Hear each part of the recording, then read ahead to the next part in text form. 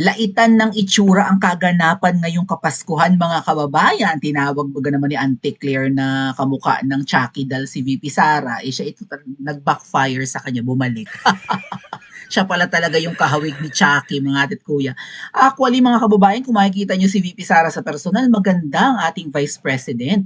Lalo nang ma-amaze ka sa kutis niya, no? Kasi nga may lahi, German, right? Mas matangkad pa siyang babae. Right? Parang ang puputok sa kinis yan si VP Sara eh. And then hindi naman talaga siya pala ayos, natural na makinis ang ating Vice Presidente. And may presence, no? Very strong ang personal, may X factor. Not necessarily strong ang personality, but alam niyo yun, may dating, matangkad nga eh. Kung pumayat-payat yan si VP Sara, pwedeng beauty queen yan eh, no? Siguro nung kabataan. At saka ano, hindi niya, ang kinagandahan sa Vice President, not to kiss her ass, but parang ano, parang hindi siya aware na maganda siya, gano'n. Parang she doesn't mind kung ano yung looks niya. Which is maganda yung gano'n, 'no? Na parang hindi ka beauty conscious. May mga na-meet ako in person mga kababayan ha, artista na nga, sexy, malaki ang papaya, maganda ang hair, maganda ang mukha, may talent, magaling sumayaw, nakakakanta, pero kulang sa confidence. As in ano ha, maganda ang height, maganda ang balat. Hulaan niyo kung sino ang artistang nakasama ko na. Nung ako'y nagsisimula pa lang na vlogger, alam yan ng mga matatagal ng Mawinians. Kulang sa confidence. I mean, nakasama ko ang artistang ito at naging part naman talaga ng hinahangaan nating administrasyon. Yun na yung clue. Pero nung kumakain kami at naka-live yung camera ko, ay walang-wala naman ako sa ganda talaga ng artistang ito mga kababayan. Kung nakita nyo na to, no? As in balingkinitan, maganda rin ang kulay ng balat kasi very Filipina. Ang ganda ng hair, no? Mahaba, bagsak, ganyan. Tsaka sikat nga eh. Lalong sumikat dahil kay PRRD, no? At least sumuporta kay PRRD, although na-bash naman siya, pero maraming DDS ang naka-appreciate. Pero nung kami kumakain during Christmas din, mga kababayan, ay holiday seasons din noon, kung naaalala nyo, kung matagal na kayo naka-follow sa akin, shout out sa mga nauna na. And of course, a special mention sa mga bago pa lang nating subscribers. Pero nung kumakain kami niyan mga kababayan at nagbuhay ako ng camera para mag-live, ay umilag-ilag yan. Tapos kumuha yata ng salamin or maybe binuhay niya yung phone niya and then tinitingnan niya yung itsura niya, no? Binuhay niya yung camera ng phone niya, tinitingnan niya yung itsura niya kung maganda ba ang register niya sa camera habang kumakain. And ang kinakain nga lang nito mga kababayan sa sarap ng pagkain doon sa kasi ano parang Christmas party namin yun eh. Ang sasarap ng mga pagkain doon, biro mo, ang alam ko nasa 3,000 per head yung buffet na yon sa Philippine money, no? 3,000 maybe more, baka 3,500. So, ang sasarap ng pagkain, pero ang kinakain niya, yung mga tipong healthy na pagkain, hindi katulad ko, paspas ako ng kain, no? Kain ako ng mga masasarap na mga cakes and pastries, ganyan, and yung mga like mga steak, ganon. Siya ang kinakain niya, kamote lang, no? Yung mga parang fries, kamote fries, ganon, kasi nga figure conscious. So, kaya ko nabanggit yan kasi si VP Sara, wala naman siyang pakialam sa itsura niya, no? Hindi siya masyadong conscious. Which is, sabi ko nga, maganda ito at hindi katulad ni Auntie Claire na kalait-lait naman po. Auntie Claire, ang kapal ng makeup mo, promise, hindi lang halata, no? Ang pundasyon mo, parang talagang ilang patong eh. Kung i-zoom natin ang mukha ni Auntie Claire, maybe i-zoom ko no, para makita nyo mga talagang ang makeup ni Auntie Claire, ang kapal-kapal ha. Oh, ngayon may isang kalait-lait naman na umaasa na lang sa filter and for sure kilala nyo na kung sino, no? Oh, saan kayo nanonood ng vlog natin? Sa cellphone? Kung sa TV kasi, hindi ko kailangan tong i-zoom, di ba? Pero since nanonood kayo, shoutout sa mga nanonood gamit ng kanilang mga maliliit na gadgets, katulad ng mga mobile phones nga po, mga kababayan, tingnan nyo naman ang makeup ni Auntie Claire. Sa mata ng ordinaryong tao, hindi mukhang makapal ang makeup niya, pero sa katulad ko na dating makeup artist, ay talaga namang puting-puti ang kanyang pundasyon at pressed powder na malapit ng maglangis-langis. And then, since bungis-ngis nga si Auntie Claire at nakuha ng picture, alam niyo naman, no? Tawag dyan, magaganda yung lenses ng media, di ba? Ng mga ini-invite nilang media. ang high-powered lenses ng DSLR ang gamit. So, kitang-kita ang mga pileges, no, wrinkles, and alam niyo naman kahit cellphone, ganyan ang features ngayon, di ba? O, Auntie Claire, o, dependent ka lang sa makeup ang Vice President. Wala minsang makeup yan. Lipstick lang, talo-talo na. Oh, minsan ang buhok basta na lang sinuklay. Kami nga nagsasabi, "Oy, teka muna, ayusin niyo ang buhok ng Vice President, ang ilaw, ayusin, ba't yan?" Lalo na kapag si VP Sara nag-i-invite ng media, mga kababayan, sa ano, sa OVP. "Hoy, ba't ganyan, ang dilim ng ilaw." May mga sabotahe kasi diyan sa OVP, mga kababayan, yung mga inabutan na ni Vice President Sara Duterte, yung mga tipong mga plantelan tinatawag or something, yung mga nauna ng employees na at matatagal na sa OVP, yung mga tenured na, yung iba diyan sabotahe, ang pangit ng ilaw minsan kapag si VP Sara tumatanggap ng interview. Ngayon, okay lang yun sa Vice President natin, wala siyang pakials, hindi ba? Pero may isang kalait-lait na mukha naman talagang impacta. Impacta baga o bulate? Hindi ako sure pero mukha siyang bulate eh. Pwede ring impacta, mas malala, no? Anyway, palitan natin yung picture ng ating thumbnail, ha? Total ay usaping laitan ngayon, mga kababayan. Oh. Kasi sa moving Star Wars, ay merong character na si Jabba the Hutt. Ako'y amazed na amazed sa Star Wars na yan kasi 1970s pa yata yan, no? Yung episode 3, 4, and 5? Or 4, 5, and 6. I think it was the 4, 5, and 6, no, ng Star Wars trilogy. Okay, 1970s. Baliktad nga eh, kasi yung Star Wars 1, 2, and 3 ay I think year 2000 na pinroduce. Kasi siguro na-anticipate ni who was the director of that? Producer? George Lucas. Familiar kayo? Moviegoer ang Principesa, kaya marami akong alam na movies. Although, matatagal na, so yun ang nare-recall ko, no? Jabba the Hutt, siya yung parang uod or malaki or dambuhalang bulate na nabihag niya si Princess Leia, yung kapatid ni Luke Skywalker, na siya si anak siya ni Darth Vader. Anak siya ni Anakin Skywalker, no? Yun, si Darth Vader. So, nabihag yung kapatid, yung bida, isa sa bida sa pelikulang Star Wars na yan, nabihag nitong mukhang uod na nasa gitna namin ni Ma'am Shi.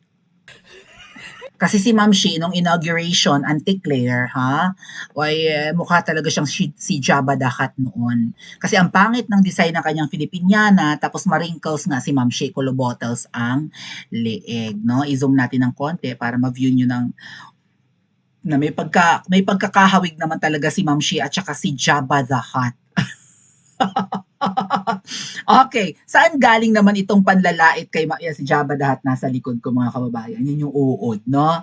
Yung mukhang uod, na character sa Star Wars. Okay, si Ma'am Shi kulubot din, tapos yung design ng gown ni Ma'am Shi parang katawan ni Jabba the Hutt doon sa movie na Star Wars. Saan naman ang galing itong panlalait? Kasi nga si Auntie Claire, kasi nilait-lait niya si VP Sara, dinalait din yung amo mo.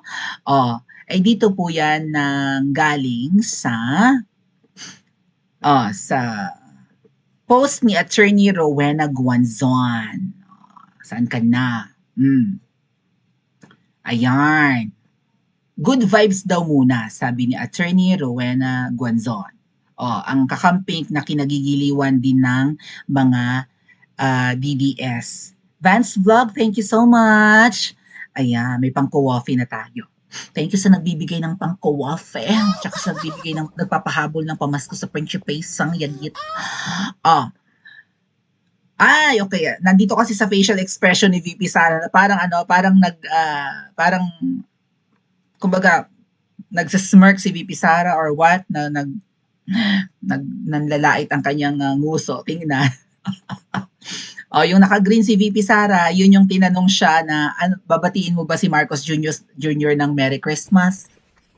Sabi VP Sara, ba't ko siya babatiin? Hindi ko nga siya binabati nung hindi pa Pasko eh. Hindi ko siya babatiin ng Merry Christmas. Hindi ganun ang pagkatao ko, no? Kung hindi kita gusto, hindi kita gusto, that's it. 'Di ba? You get what you get. What you see is what you get. Something like that. Si Auntie Claire naman na pabebe, na papakikay. Yan yon, 'di ba? Uso ang laitan ngayon. VP Sara kamukha ng manikang si Chucky pag galit, sabi ni Attorney Attorney nga pala si Auntie Claire Castro. So since uso ang laitan, tingnan natin kung sino pa yung mga kalait-lait at mga may mga kahawig na mga personalidad. Ito lumabas na naman yung nandito pa pala sa post ni ano. Magkaapelyido na nga kayo. Magkahawig naman kayo, Auntie Claire. Pero parang mataba dito si Auntie Claire, no? Sa kabilang photo, parang maganda-ganda ng konti si Auntie Claire, mga kababayan. Ay, si Ate Rayson, thank you so much. Anong oras na dyan sa inyo, ate? Umaga? Ayan, good morning sa mga nasa US. Parang maganda dito sa Auntie Claire. Dito sa kabila, parang taba-ching-ching sa Auntie Claire. No? Tama ba, mga kababayan?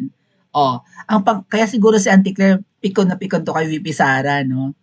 Kasi nga sabi ni VP Sara, magkamag-anak ba kayo ni Franz Castro? Magkapelyedo kayo eh. Magkahawig pa ng buhok.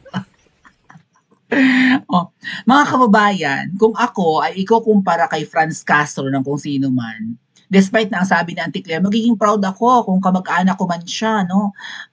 Karangalan na may kumpara ano. Pero parang ano lang yung defense mechanism lang or palusot lang or alibi lang ni Auntie Claire.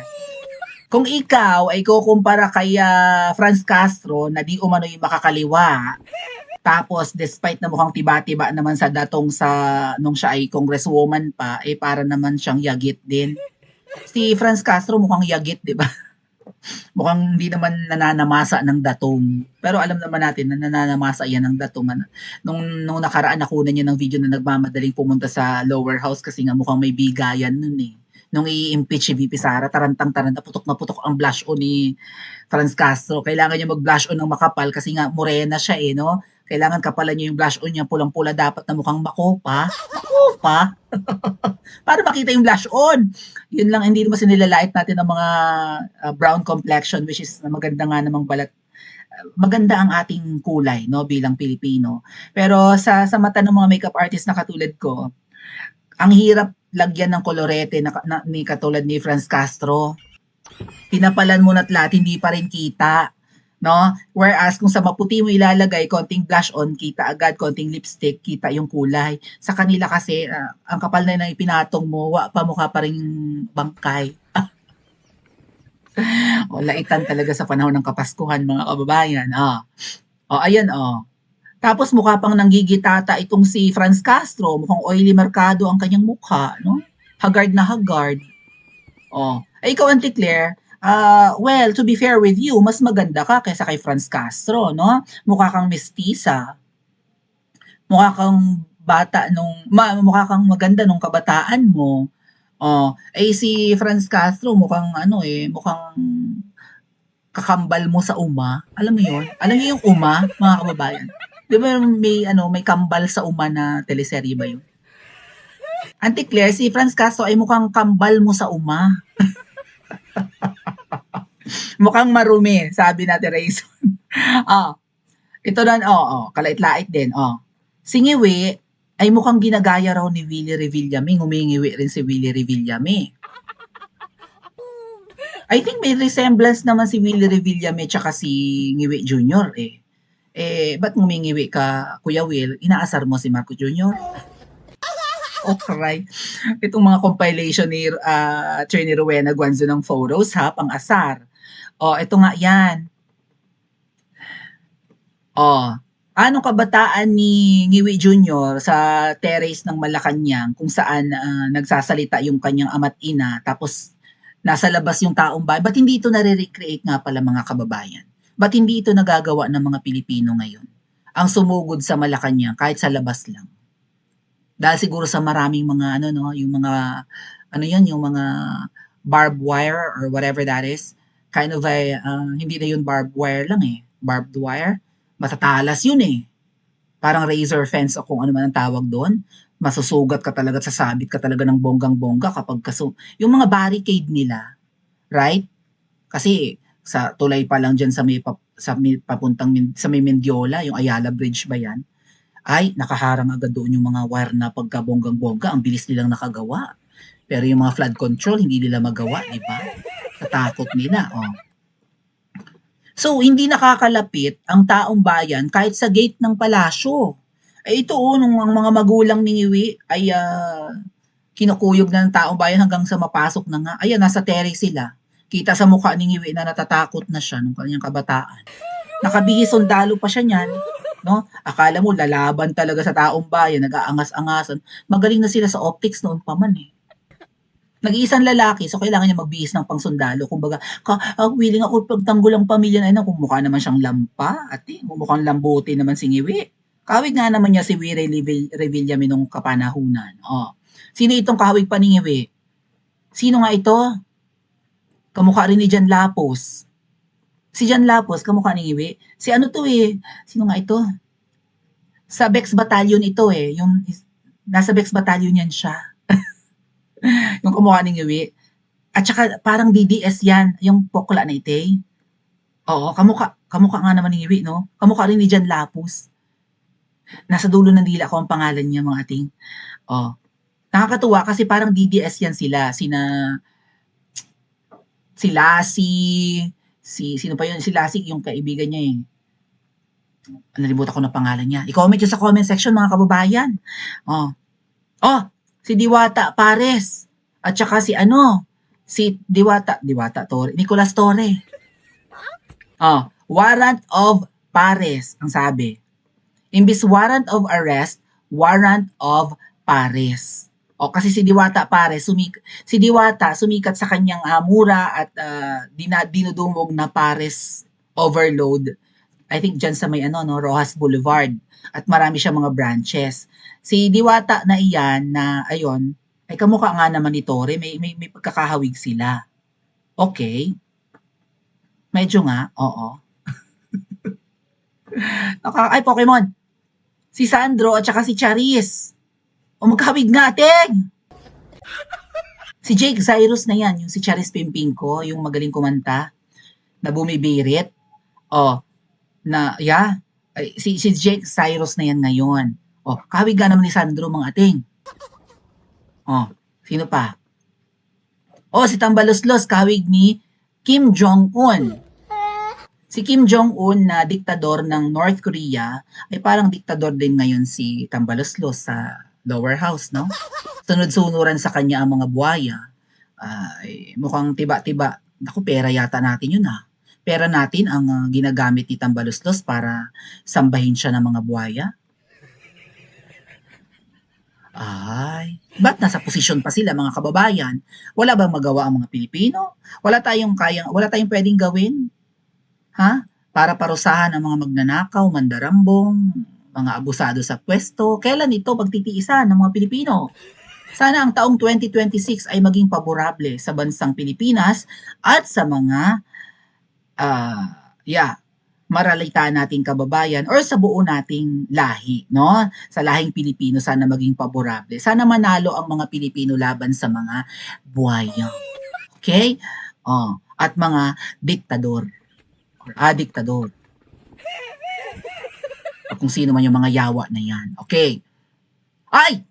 Sino ang kamukha nitong bulate? Or monster kasi to siya no? Malaki siyang uod, si Jabba the Hutt. Teka nga, hanap tayo ng image ni Jabba the Hutt na full, no? Star Wars character na si Jabba the Hutt. Ay, may kahawig talaga siya mga kababayan. Kayo na magsabi, no? Sino ang kahawig? Si Jabba the Hutt. Kulubot ang liig. Malaki rin ang mata, mga ating. Malaki. Right. Mudlo rin ang mata. Mutlog rin. No? Kulubot. Mukhang lasing. May kilala tayo na mukhang lasing, di ba? Mahilig uminom. Ay! Tingnan mo yung mga ating picture ni Jabba the Hutt. Ito si Princess Leia. Yan. Kinadena niya si Princess Leia. Hawak-hawak niya. So parang pet niya yun, dinidilaan pa niya doon. Ay, may kahawig talaga ating. Sino? Kontrabida si Jabba the Hutt sa movie. Yan si Jabba the Hutt. Ayun yan siya. Para siyang uod, matabang uod. Okay, ulo, tapos buntot. Tingnan naman natin yung mga pictures ni Ma'am Shi noong inauguration. Kung kasing hugis baga ni Jabba the Hutt si Ma'am Shi at saka yung kanyang gown noong inauguration. Oh, si Ma'am Shi, ayan, ang liit naman. Oh, dila-dila pa si Ma'am Shi, nagmamaldita pa, no? Ang galing talaga ni Ma'am Shi. Walang close up eh, pero parang yung gown ni Ma'am Shi, ang pangit talaga ng gown ni Ma'am Shi noon mga what the heck? Verifying human thing na naman ating. Oh, i-open lang yung picture ni Ma'am Shi eh. Tignan ko nga picture ni Ma'am Shi. Ayun si Ma'am Shi. Oh, hindi pa ba na, yeah, si Ma'am Shi. Si Mangga, ang ganda ng gown ni Mangga. Okay?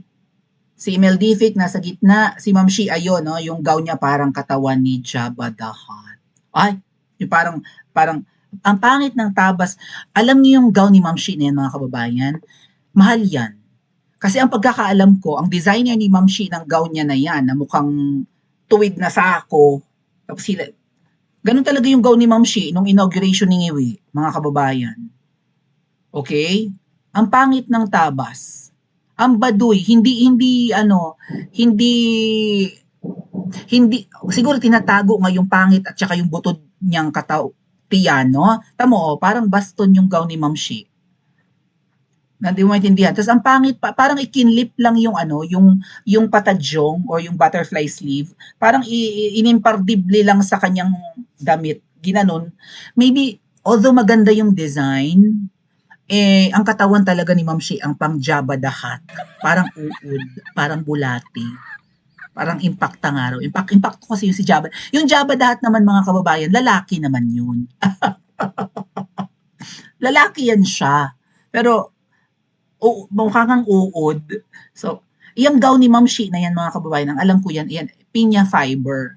And, gawa yata yan sa Aklan, no, sa Western Visayas, which is mahal kasi ang pinya fiber. Kasi parang manu-manong hinahabi yan, tsaka napakapino nung fiber ng pinya. So, although may texture yung gown ni Ma'am Shi, mahal yung raw materials. Or maybe may mga kickback. Kickback ang tawag dyan. Baka may mga, kung may komisyon. Mahal yung gown niya. Pagpalagay mo yung gown niya ay mga 50,000 to 100,000. Although mahal yung pinya fiber, baka naman hindi uubos ng 20 mil ang gown niya na yan. Mahal yan, pero pasintabi doon sa designer, I think taga-Aklan din yung designer. Pasintabi, pero hindi lumutang yung ganda ng gown mo dahil ang model mo ay mukhang uod. Tama ba? Mukhang uod. Or mukhang bulate. Tama ba mga kababayan? Pa-comment niyo po sa comment section at mag-like at subscribe din po kayo.